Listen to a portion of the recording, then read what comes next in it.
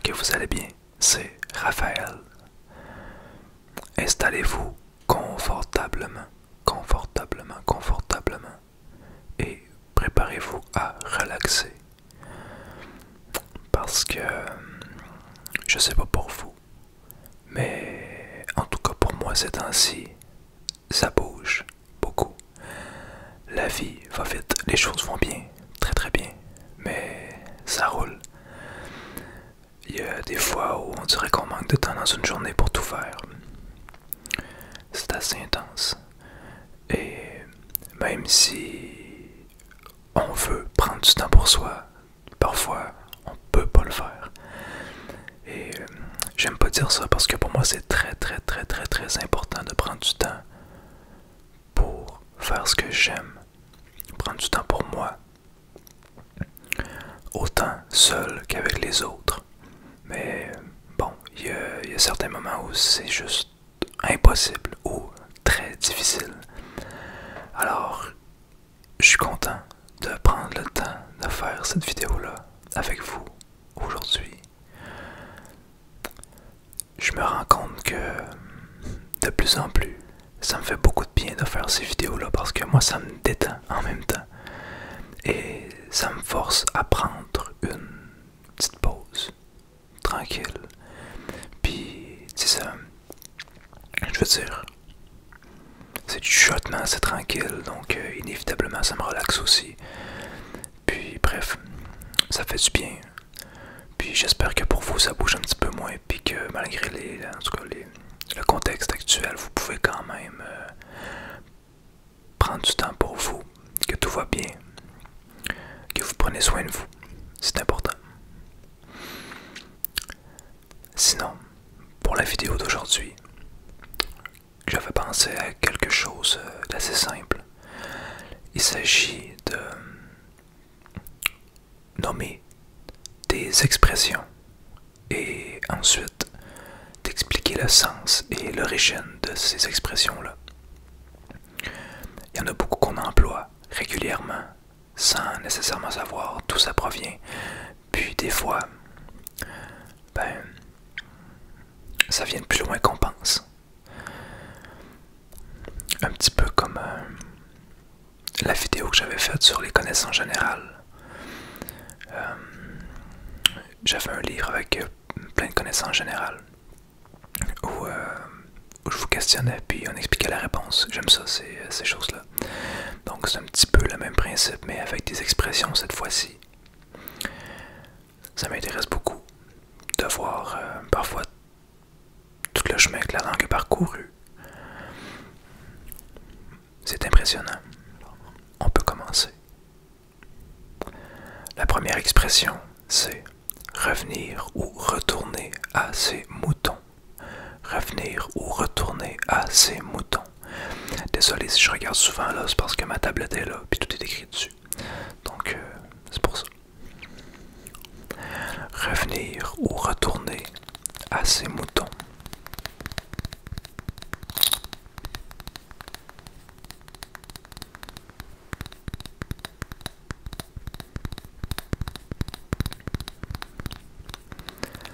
L'expression provient de la farce de maître Patelin, pièce anonyme, savoureuse et hilarante écrite vers 1425, qui n'a cessé d'être jouée depuis. De quoi est-il question dans cette comédie? À l'acte 3, scène 3, sont confrontés chez le juge le plaignant, un drapier, l'accusé, un berger, assisté de son avocat nommé Patelin. L'objet du litige, les moutons du drapier donnés en garde au berger qui les a mangés. Le rusé Patelin parvient à brouiller l'esprit du drapier et le juge ne sait plus de quoi il retourne. Aussi le magistrat s'efforce-t-il tant bien que mal de reprendre la maîtrise du débat et d'y voir clair en ramenant les plaideurs à leur affaire. Il s'écrie « Silence, par le diable, vous bavardez. Ne pouvez donc pas revenir à votre bobo. Sans retenir la cour avec de tels bavardages, allons, revenons à ces moutons. Que leur est-il arrivé? » Alors voilà. À la fin de la pièce, le berger refuse à son tour de payer l'avocat, ce qui illustre les deux locutions proverbiales, l'arroseur arrosé et à trompeur, trompeur et demi.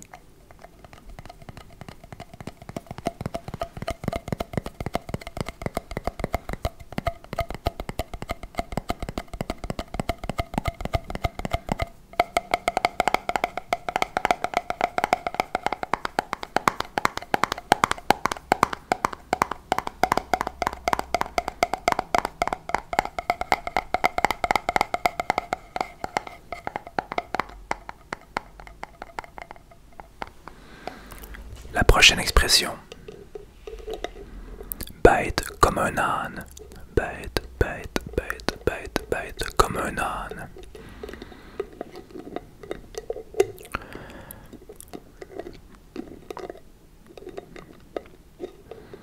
Juste pour votre... juste pour le fun. Je sais qu'il y en a qui viennent pas du Québec, qui regardent ma chaîne. Et ici, quand on dit bête, c'est pas dans le sens être stupide. C'est dans le sens être...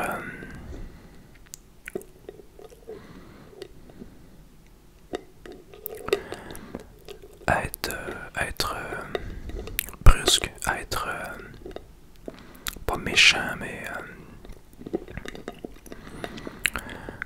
si quelqu'un, admettons qu'on pose une question à quelqu'un puis qu'il nous répond brusquement, on va lui dire, mettons, voyons, t'es bien bête. Voilà la plus bête, la plus inexacte, la plus calomnieuse des expressions. Elle fait montre depuis des temps immémoriaux d'un mépris sidérant pour cette noble et belle conquête de l'homme et devrait valoir des coups de bâton à celui qui l'emploie. La Fontaine rappelle le préjugé dans Les animaux malades de la peste en désignant la victime innocente. À ces mots, on cria « haro » sur le baudet. Or, cet animal n'est ni bête comme on le prétend, ni méchant au point de justifier une autre expression. Le coup de pied de l'âne, une attaque imprévue et vicieuse. Au reste, les Romains eussent été mieux inspirés de ne pas inventer l'adage Asinus asinum fricat. Un âne frotte l'autre pour signifier que les imbéciles se congratulent, alors que les ânes se frottent l'un contre l'autre pour apaiser leur démangeaison. Mais déjà, du temps des Romains, Plaute se défoulait avec force sarcasme dans l'Asinaire, sa comédie des ânes.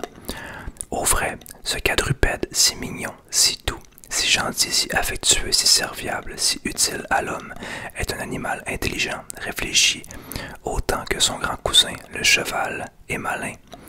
D'où faire l'âne pour avoir du foin, faire l'imbécile pour obtenir ce que l'on souhaite.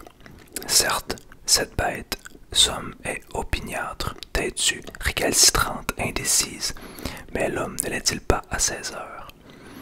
Si l'âne refuse d'avancer, c'est qu'il appréhende un obstacle.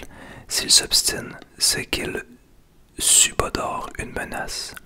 S'il gueule comme un âne, c'est pour se plaindre ou réclamer quelque chose. S'il hésite, tel l'âne de Buridan, son irrésolution ressemble à celle de l'homme. Et s'il ne veut pas obéir, c'est qu'il n'a pas envie. Et nous, donc? Dès lors, l'expression appropriée devrait être aussi bête que l'expression bête comme un âne. Vous y penserez 2 fois avant d'utiliser celle-là la prochaine fois. Ok, je viens d'en dire une qui est sans battre la couenne.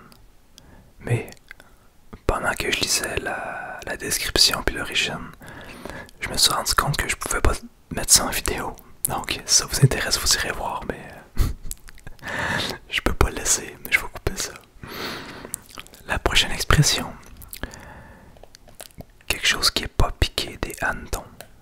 Pas piqué des hannetons, ici on dirait, c'est pas piqué des vers. Employée souvent de manière péjorative ou ironique, cette locution signifie en parfait état. Les hannetons s'attaquent aux cultures et, par extension, qualifient ce qui est remarquable, intense, voire démesuré. Léo Scheer, dans Quand les tontons flingueurs rencontrent les bronzés. Je connais pas. Ce pays profondément ancré à droite depuis le retour de De Gaulle en 1958 vient, à la surprise générale, se porter au pouvoir un candidat socialiste lié au Parti communiste par un programme commun, Papiquet des Hannetons, et Sant Antonio dans Bosphore et fait reluire. Il m'avait torché un envoi, Papiquet des Hannetons, au grand San Antonio, sans qui rien ne serait. Au XVIIe siècle, une autre locution figurée, Papiquet des vers, voilà, exprimait la même idée, sacré malin. Non, sacré matin. Elle n'est pas piquée des vers, l'épouse à Georges Duroy. Citation de Maupassant. C'est dire qu'on se retourne sur son passage.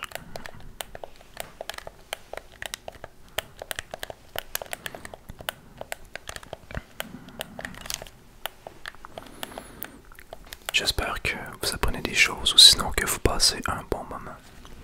L'expression poser un lapin. Poser un lapin. Un lapin, lapin, lapin. Aujourd'hui, cette expression d'origine argotique veut dire manquer au rendez-vous donné, faire faux bond.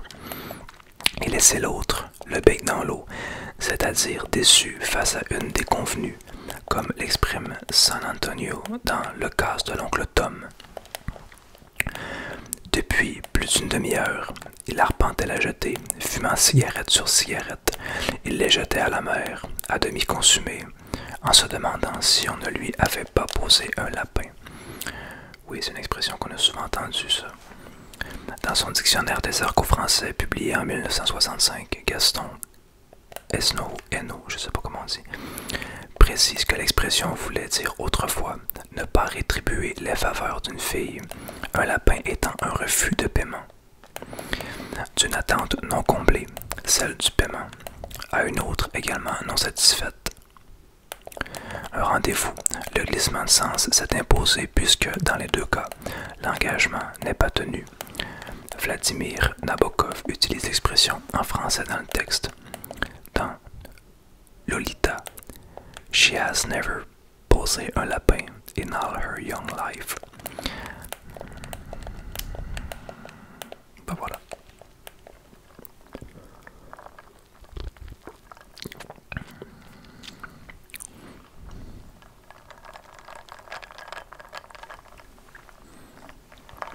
Une petite tasse de Coureur des Bois. Coureur des Bois. Qui est une crème au Québec. Une crème alcoolisée à l'érable.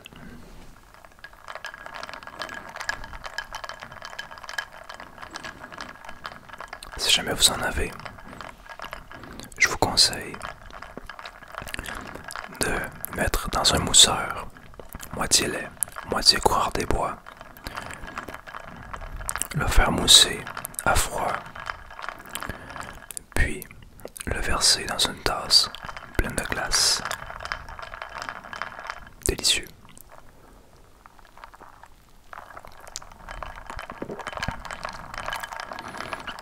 La prochaine expression, avoir la puce à l'oreille. On a la puce à l'oreille quand on se doute de quelque chose. Pendant des siècles et des siècles, les petits insectes sauteurs pullulèrent autant qu'ils piquèrent. Ces parasites détestables occasionnaient des séances très désagréables de grattage et causaient bien des tourments. On échafauda diverses interprétations liées à cette incommodité que les puces provoquent comme par sadisme. Au Moyen Âge, lorsque les oreilles démangeaient, on supposait que quelqu'un parlait de nous ou qu'il allait arriver. D'où probablement le sens actuel, à savoir intriguer, éveiller des doutes, des inquiétudes, des soupçons. On y va avec une petite dernière Donner sa langue au chat. Donner sa langue au chat. Donner sa langue au chat. C'est renoncer à deviner, à trouver une solution. Madame de Sévigné disait « Jeter sa langue au chien ». Baudelaire aussi, et le médecin a prononcé le grand mot « hystérie ». En bon français, je jette ma langue au chien. Et Eugène dessus. Je crois que c'est comme ça que ça se dit. Vous n'y êtes pas. Donnez votre langue au chien. Explication. Jeter sa langue au chat ou au chien, c'est leur abandonner l'organe de la parole qui a perdu son utilité. N'ayant pas trouvé ce cas relaté dans les livres de médecine, les médecins ont donné leur langue au chat. Une citation de Zola. Si on jette au chien sa langue devenue figurément inutile, pourquoi la confier au chat? Pour sûr qu'il la gardera, mais la rendra-t-il un jour? Le Robert des expressions considère qu'on a voulu adoucir l'expression « jeter sa langue au chien » en remplaçant « jeter par donner », plus sympathique, et « chien par chat » considéré comme moins féroce. C'était plutôt cocasse. J'aime ça, tout ce qui est connaissance générale et tout ce qui est connaissance sur la langue aussi. Ça doit être l'enseignant de français en moi qui tripe sur ces choses-là. J'espère vraiment que ça vous intéresse aussi. Ou sinon que ça vous a au moins relaxé. Vraiment, c'est le but premier de cette vidéo-là. Moi, en tout cas, ça me fait toujours du bien. Je vous remercie, comme toujours, de soutenir la chaîne, de laisser des commentaires, de liker les vidéos. Il y a de plus en plus de personnes qui s'abonnent aussi. Ça fait vraiment plaisir à voir. Alors, merci beaucoup. J'aime ça échanger avec vous. C'est génial. Vraiment. Je suis content aussi qu'il y a des gens qui s'intéressent à mes vidéos. Donc, merci. C'est tout pour moi aujourd'hui. Je vous souhaite une excellente journée, soirée, nuit. Je vous le rappelle, prenez soin de vous. Prenez du temps pour vous. C'est important. Des fois, on se dit non. J'en prendrai demain du temps pour moi. Je prendrai soin de moi plus tard. Non, c'est maintenant. C'est maintenant que c'est important. Écoutez-vous. Soyez à l'écoute de ce que vous ressentez, de ce que vous avez de besoin. C'est important. En tout cas, c'est mon avis. Donc, ça vaut ce que ça vaut. Vous en faites ce que vous en voulez. Mais moi, je vous dis à très bientôt. Prenez soin de vous.